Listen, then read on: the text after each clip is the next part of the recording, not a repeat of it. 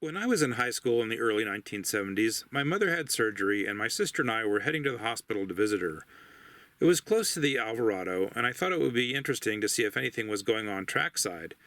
It was too early for the westbound super chief, but we got lucky when we saw an old ALCO switcher shoving cars north of the yard in Albuquerque. The engineer stopped, waved at us, and I asked him if he could give us a ride. "Climb aboard," he said. This was before the days of corporate paranoia, so he had no concerns about his job. We climbed into the small cab and ran up and down the yard a couple of times before letting us back out. Now that I have a spreading HO scale layout, I knew that I wanted to have an ALCO goat. TSG Multimedia on YouTube recently had a positive review of an S-4 made by Atlas, so I had to get one. Okay, so I'm not normally a big fan of unboxing videos, but here we go. Let's do this. We got this ALCO switcher from Yankee Dabbler. We're going to open the box and we're going to take it upstairs and we're going to program it.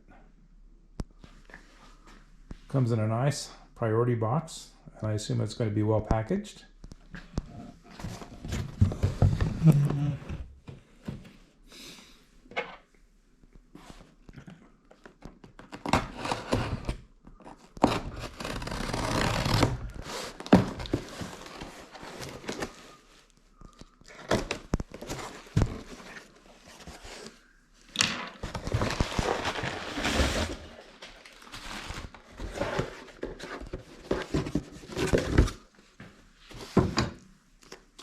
Yankee Dabbler, and here we go.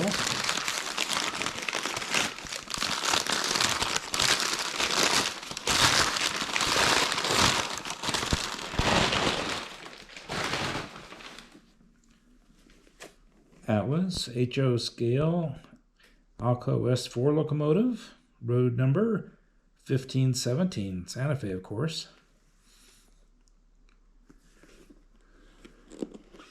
Open up the box.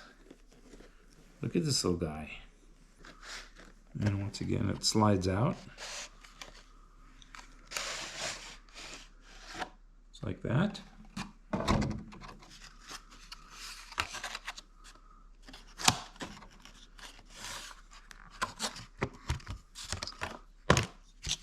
This packaging is like the best I've ever seen.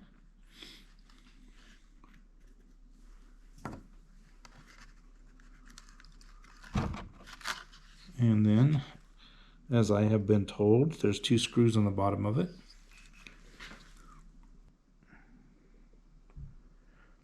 The price was $209.99, which included a lock sound decoder. Priority shipping was $13.17 and no sales tax was charged. The MSRP is $289.95. ALCO introduced the S-4 in 1950. The S-4, like the earlier S-2, was a 1,000 horsepower switcher. Some 636 S-4s were built for North American railroads. The primary quick spotting difference between the S-1 and S-2 and the S-3 and S-4 can be seen in the trucks. The S-1 S-2 has blunt trucks, while the S-3 and S-4 has AAR style trucks. The versatility of the S-2s and the S-4s were evidenced by their service on mainline railroads, short lines, and industrials. The detail on the model is exquisite, with real grab bars drilled into the model and not faked by plastic bulges. The railing is mostly straight, and the decking is beautifully detailed. The paint is crisp and correct, and the louvers on the doors and fans are very detailed.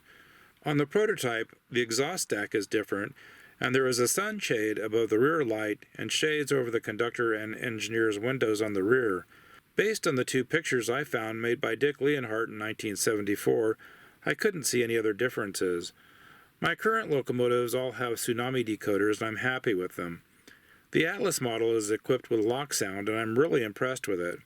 Programming is straightforward, and putting it into operation was quick. Turning on the rear light and initiating the startup sequence with F8 reveals that the light actually dims as the battery starts the prime mover.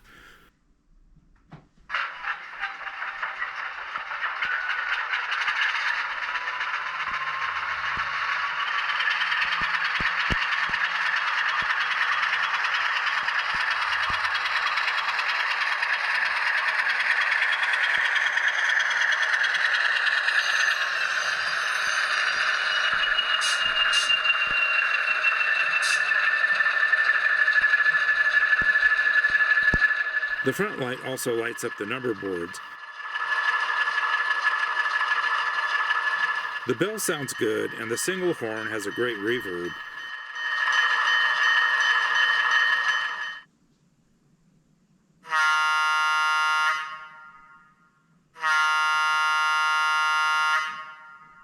The locomotive moves well at low speeds and will haul 3 freight cars up my 3% grade, but that's about it, and I would expect that from a 1,000 horsepower engine.